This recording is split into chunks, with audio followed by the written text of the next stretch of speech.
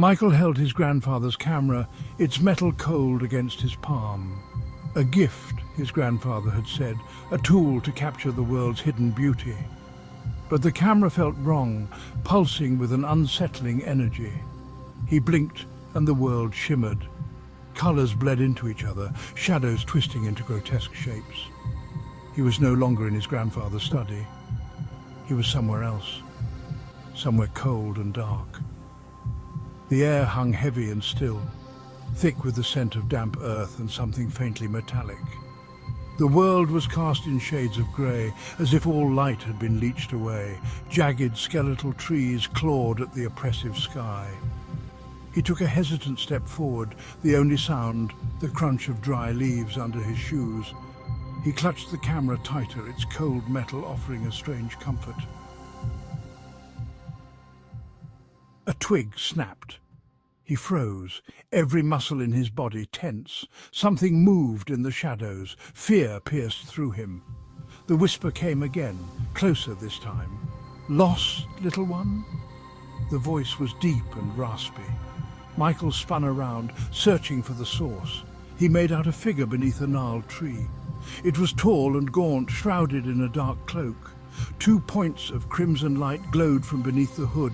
He tried to speak, but his voice died. The figure took a step closer. Fear took hold. He stumbled back, tripping over a root. The camera slipped from his grasp. He lunged for it, his fingers closing around the metal. A surge of energy pulsed through him. When he could see again, the figure was gone.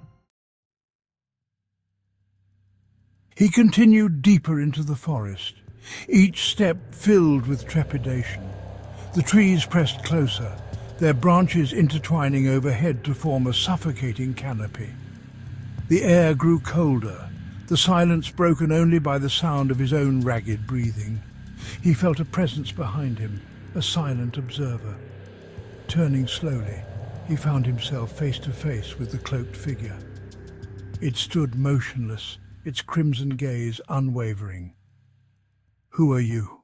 Michael's voice was a hoarse whisper, barely audible in the stillness. "I am the Guardian," it rasped, its voice like the grinding of stone on stone. "And you, Michael, are trespassing in a realm not meant for you." Michael's grip tightened on the camera. "How do I leave?" Michael asked, his voice barely a whisper. The Guardian glided closer, its crimson eyes burning into him. "There is a price for everything, little one," it hissed. "A pact must be made." Michael swallowed, his mouth dry. "What kind of pact?" The Guardian extended a skeletal hand, its fingers tipped with long, sharp claws.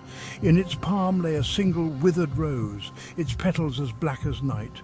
"Take this," the Guardian commanded, its voice echoing with an unnatural resonance. "And use the camera to capture the heart of the shadows.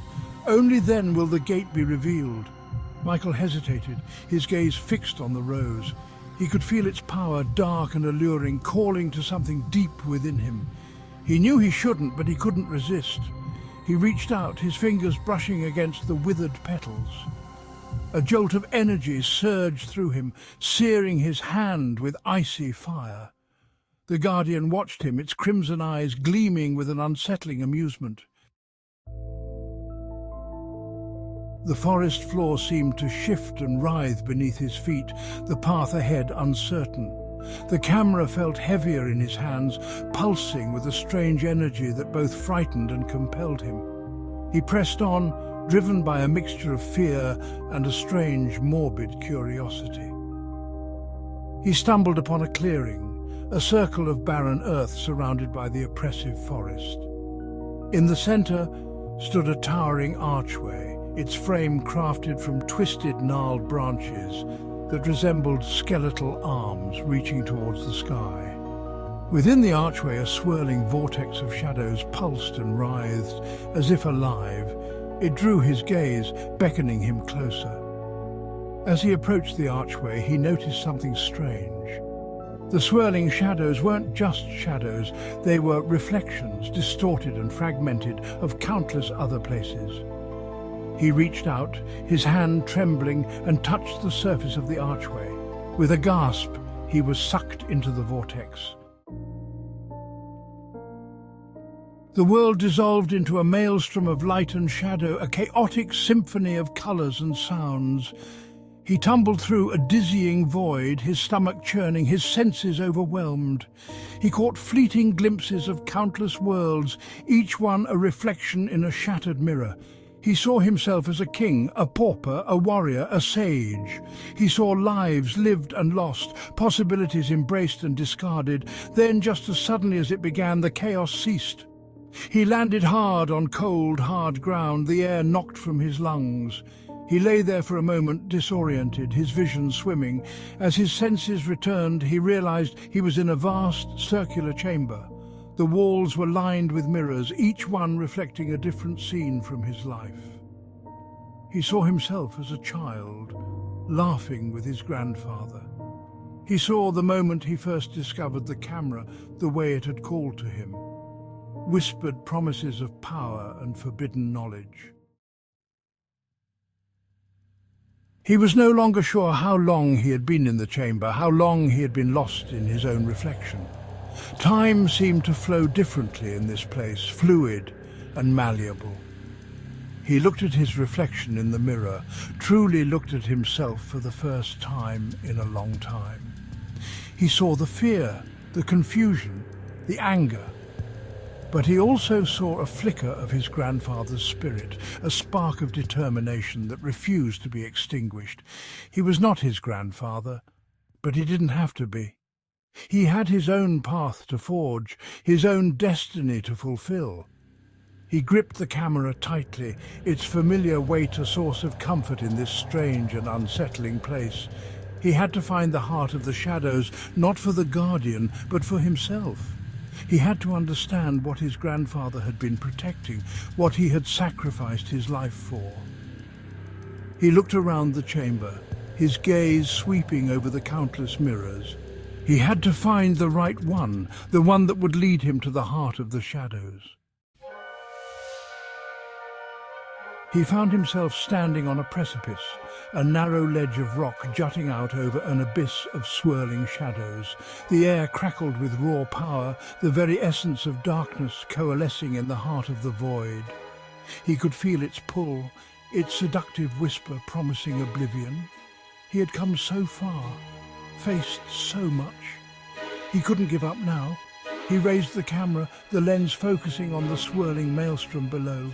He could feel the camera responding to the power of the shadows, its energy building to a fever pitch. "So you have returned!" A voice boomed, echoing through the void. It was the Guardian, its form now a towering silhouette wreathed in shadows. "Have you brought me what I desire? The heart of the shadows?" Michael hesitated, the camera trembling in his hands. He looked down at the swirling abyss, then back at the Guardian. He had come for answers, for understanding, but what he found was something far more profound. He found his own strength, his own resolve. "No," Michael said, his voice firm, ringing with newfound conviction.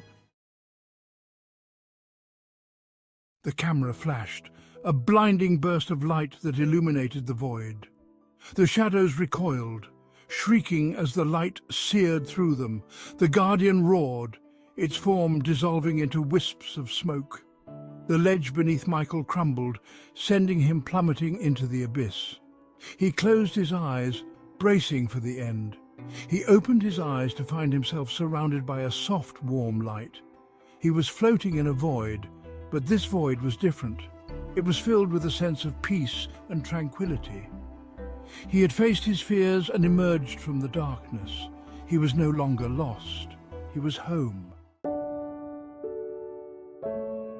He stood up, his legs shaky, and walked over to the window.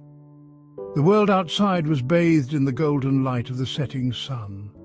Birds sang in the trees, their voices a soothing melody after the oppressive silence of the void. He took a deep breath, filling his lungs with fresh air. He was alive. He was home. He looked down at his hands, his fingers tracing the outline of the camera that was no longer there. He didn't need it anymore. He carried its power within him now, the strength to face his fears, the courage to choose his own path. He thought of his grandfather, of the sacrifices he had made, the burden he had carried. He understood now. The camera wasn't a weapon, but a shield, a tool to protect the balance between worlds. And he, Michael, was now a part of that legacy.